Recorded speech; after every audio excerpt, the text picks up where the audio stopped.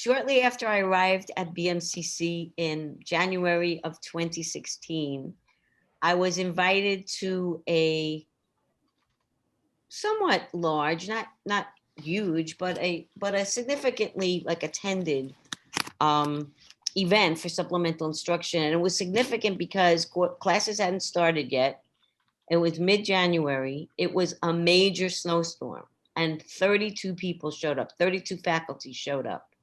And we participated in an event that was facilitated by a person who had gone through the full training at the University of Missouri, Kansas City, which is the place where supplemental instruction started. And she presented the supplemental instruction model to the faculty that were there. And everyone was engaged. She was amazing. It was just an amazing day. But when she left at the end of the day and we were in the room together, everybody was like, I'm not doing this. So it was interesting. And what we realized then and what we've realized ever since is we have to customize this model to fit BMCC students and BMCC faculty. And so from the beginning, we called it SI influenced, right? From the beginning, that's kind of how we set it up. And because we realized that the strict SI model, and now the University of Missouri at Kansas City is actually promoting these kinds of models and complementing the colleges that have taken SI and made it their own.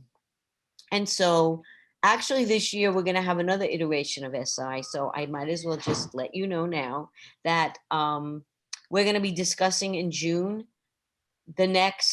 what is the next year of SI going to look like for BMCC? And I'm not going to tell you what that is because I expect everyone to participate in that discussion and we will decide what that is.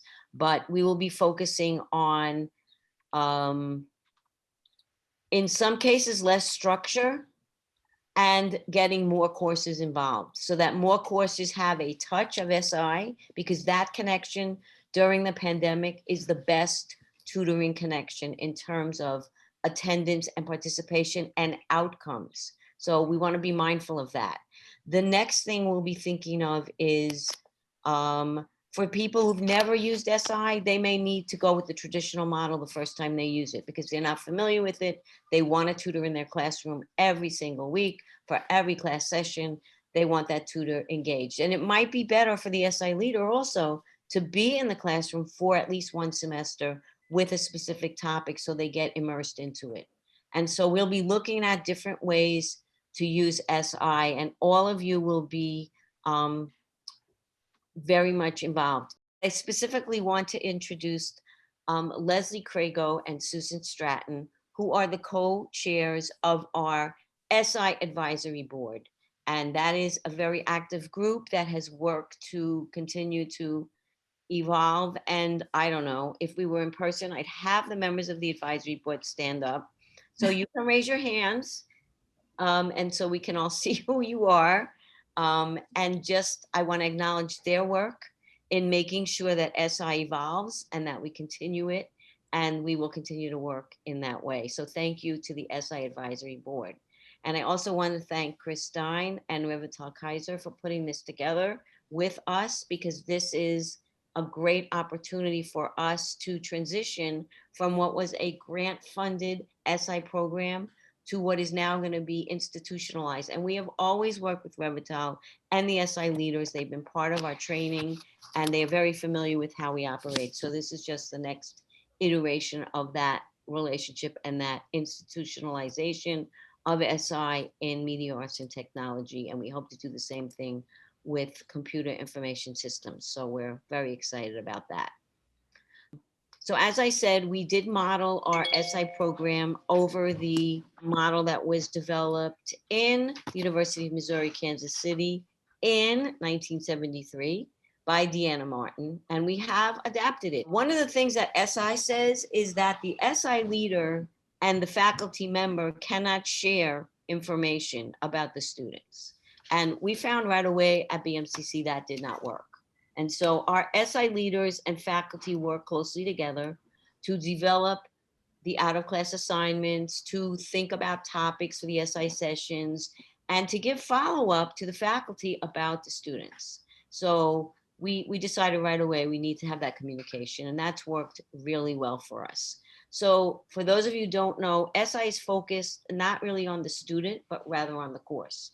So by that I mean we're looking at courses that are traditionally difficult for students to master, and we are offering SI in those subjects. Now, we also have opened it up to faculty who want to use SI, because that's the most effective way to offer SI. We've seen a lot of success in our math and ESL courses. We have the biggest participation there. One of the things you should know is that this is not supposed to add additional work to SI leaders, or I mean to the SI faculty. The faculty get compensated if this happens outside of their regular work. So that means for a full-time faculty member, if they were coming to today's training, we would not be able to compensate them because they're already working full-time. For the adjuncts here today, you will be compensated for your time. For the SI leaders here today, you will be compensated for your time. So we will be working out all these details. I mention that because we have developed a model in which SI leaders and faculty attend events together, and that's a great way for them to work. And in these breakout sessions, they'll be able to really work on how they're going to collaborate, and that's what we've done in the past. So SI leaders are not like teaching assistants. They're not going to do chores, and they're not going to mark tests, and they're not going to grade papers. They're going to work directly with students to teach students how to learn. And the benefit of having SI sessions is that these skills can be used across courses. So once a student masters the SI techniques, then you can take it and move it from one class to another, right? So SI leaders are in the classes, as I said. They are available to make appointments with students and set up sessions with students that work with both the student and the SI leader's schedule. They're able to communicate with the faculty member about exactly which topics the students are struggling with. They're in class, so they have an idea of how the faculty member teaches and what are the expectations of the faculty member. So they can clearly communicate that to the students. SI leaders are supposed to be professional, and they are. SI leaders are selected by faculty. So we ask faculty to pick a student who took their class previously, who excelled in that class. And so that would, that establishes the relationship between the faculty member and the student.